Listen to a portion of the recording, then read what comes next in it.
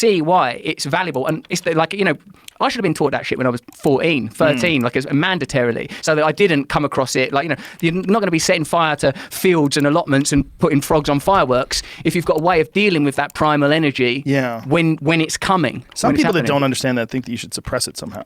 You should just ignore it or suppress it. They don't understand that for men, it really, for a biological male, it really needs to be tackled head on. I mean, you really need to embrace what it is to be a physical male, and it frees you in a lot of ways. Do you think this might be a comparable moment to in the 1960s when there was a sort of a sense of sexual repression versus sexual free love? The images of Woodstock and flowers in their hair and smoking joints and having sort of sex outdoors in mud or possibly wheat. That this time of like a kind of an anger about maleness, and maleness may not, as you said, it may be a biological male, but it could be the energy of, I don't know, assertion or whatever. These as in grammar. Male and female relate to certain words, as in French grammar, where, I don't know, cat is female and dog is male. I don't know the system, I don't speak French, but I'm saying that we have labelled these energies, and it does seem that there is a particular, what do I want to say, a condemnation of male energy. Do you think it comes from a misunderstanding? Yeah, and I also think it comes from a big generalization too. Yeah. It's easy to do, right? And if you're a woman who's had negative experiences with men, maybe you've dated men that have been physically abusive, or maybe you've known men that have been physically abusive, and you're around that, and you just, it's very convenient and very easy to just generalize and decide that all men are negative. And that masculine energy is negative, and especially white males. And if you say that, you'll get props online. People go, yes, girl, yes, clap, clap, clap. People get excited. But those are also people that are short-sighted. Like, you want to make as many people your ally as you can. You want to make as many people your friend as you can. And you have to understand that there's some people that are just wired different than you. There's some girly girls, and there's some really feminine men.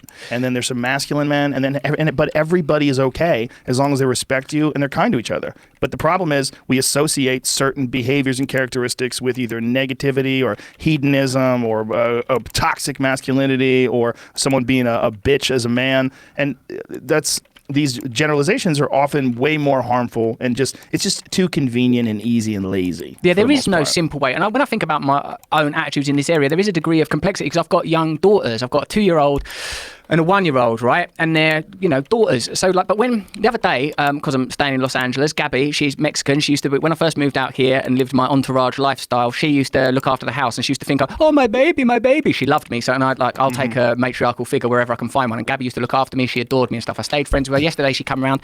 She bought like what I can only describe as a bikini for like my baby daughter. Like now, a 2-year-old doesn't need like a bikini top. And excuse me, burping on the mic. For me, I thought I don't want to put my daughter in that. That's sort of in a way sexualizing that child and coming. So, and also a lot of the time, like with my daughter, I don't with my wife, particularly with our first child. I'm like, don't dress her up in little dresses and stuff because she won't be able to run around. And I thought, my God, that's not that different from the cliche of a male parent that wanted a son, and I didn't want a son, or in particular, I love this kid. I love this kid. It doesn't mean I love having a daughter. I adore her.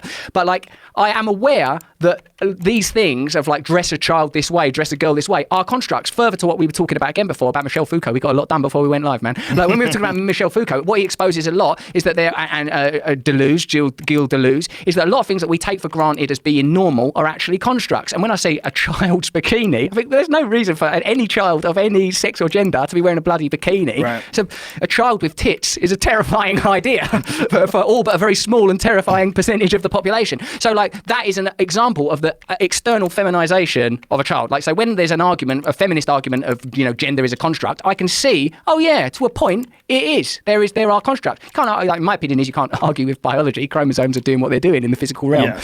But being a father to a daughter has made me feel like I don't, obviously, and I know you have daughters, or at least three daughters. I'm certainly very aware of, I don't want to push them down some culturally prescribed avenue, whether it's about their dress, their sexuality, or anything. So I've got, where am I on that dial?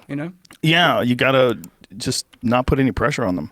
And let them enjoy their life and let them find their path. That's what's weird, right? It's like I see people, they're getting their daughters to dress very, very feminine with little mini skirts and stuff when they're 5 years old and high heel shoes. I've seen little kids with high heel shoes. It seems very strange to me. I don't like it. Yeah. But for me, that is being sourced from, we can extrapolate that to, well, then why should a 20-year-old woman wear high heels? I mean, I've read cultural analysis. I'm sure you have of the lipstick is to emphasize the lips because it's redolent of the vagina. The high heels is to make a woman seem more vulnerable and to accentuate aspects of body shape. Now, this can be, seen as evidence of the influence of patriarchy. There's loads of areas where I feel like, why are we looking for shit to argue about in this area? We're just human beings. Most of us the most important people in our life of a different gender or sex to us, why we look for arguments. But you can see the influence of cultural forces that are, not neutral. Yeah, you certainly can, but I think it should be up to the choice of the person once they're an adult. The real problem is putting pressure on them to dress one way or another and not letting them find their place.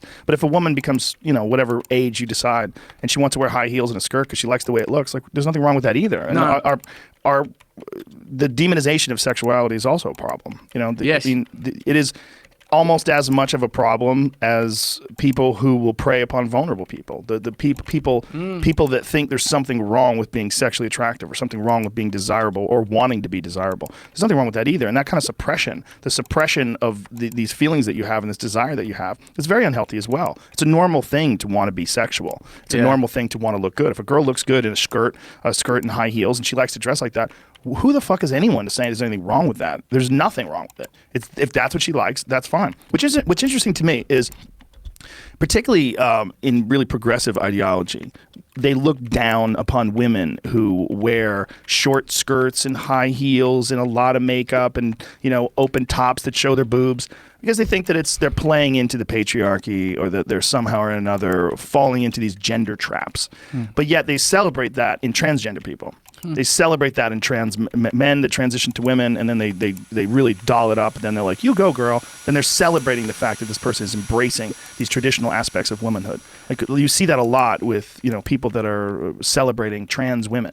So I find very fascinating. The aesthetics of the sort of what could be referred to as sexualized dress, or like I suppose in males, expressive or garish clothing, jewelry, tattoos. I understand in British culture that these are often indicators of class. That it's typically the lower down the class structure you are, the more likely you are to dress in a way that is exhibitive, or women from a blue collar background dress in ways that are exposing and revealing. Men have leery cars and lots of tattoos and jewelry, expressive ways of demonstrating wealth. The higher you go up the class, the more subtle, the more dressed down, no labels, all that sort of stuff.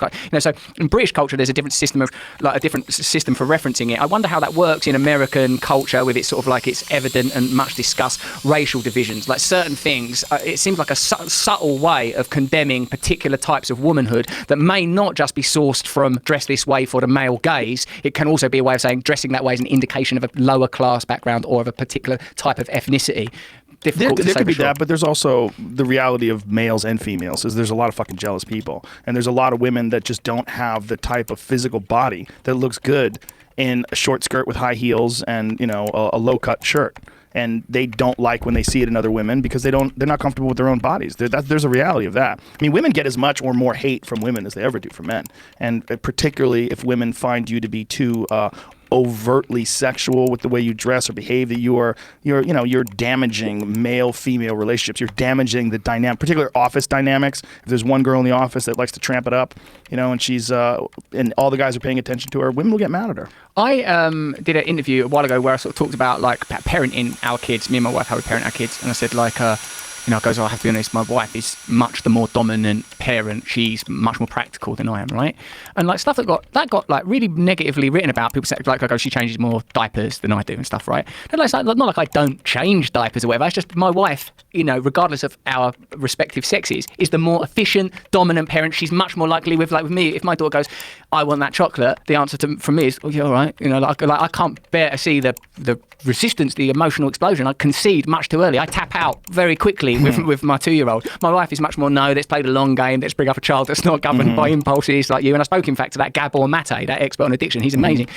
And he says, because of your own anxiety and pain from your own childhood, with no disrespect to my magnificent parents, you can't handle seeing your kids suffer, so you straight away you bail and do what she wants and stuff. Now, so there's so much complexity in the reality of our personal little domestic relationship. And I'm certainly not saying, and everyone else should run their household in that manner as well. And so help me God, any man that changes it up, But the way it was reported is that's what happens. I think in modern media is they change what you say, then you have to defend what they said you said. And you go, well, that ain't what I meant. I'm not saying that because my wife is a woman, she should take more domestic. I'm just saying that in our household, she seems to have a set of attributes and characteristics that make her take control of that aspect of parenting. And it's the desire to judge, condemn and object is the priority, as opposed to no one's looking to go, who cares, or Well, it's also that they're doing it publicly. So they're doing it I mean, if you're either reading comments or you're reading articles. And if you're reading articles, they're just looking for something to be upset about. They'll watch you and they'll say, okay, is this a viable target? Yes, we got confirmation. What he said about changing diapers or his wife being a better parent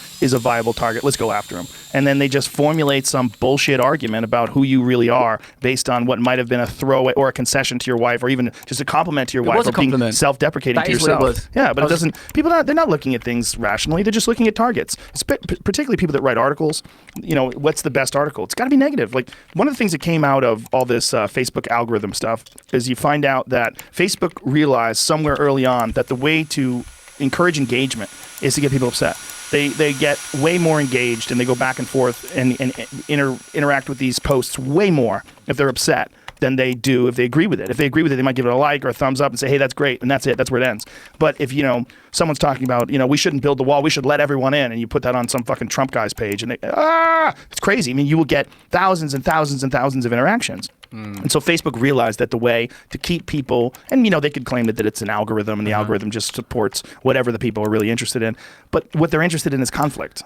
That demonstrates my earlier point, which I made up on the spot, that AI is not a neutral thing. It is resourced from human perspectives, and because that is a type of AI, not as complex as what we're going to experience, and I can't even imagine. But what I'm saying is it's still resourced from a human perspective. Yeah. And yes, of course, we are evolved to respond more strongly to negativity than positivity for loads of reasons. And I think that's where we can stitch back to what we were saying about taking personal responsibility for who you are. Like that, none of us have to sit on social media going, fuck you. Like none of us have to do that. We can try and resolve those. I respect that some people don't have any other outlets. They don't have the privileges I have of being able to go to support groups where people openly talk about, this is the ways that I felt inferior today. This is the ways that I'm trying to become a better man and a better father and a better co-worker. Like a lot of people aren't afforded those environments, and probably the best shot they got is having a go at someone online, and those people, in a way deserve love and sympathy. But until we, on some level, recognise that we can alter our own behaviours, we can alter our own consciousness, I don't see how there's going to be, well, at least then we can create a terrain upon which a better systems can start to flourish.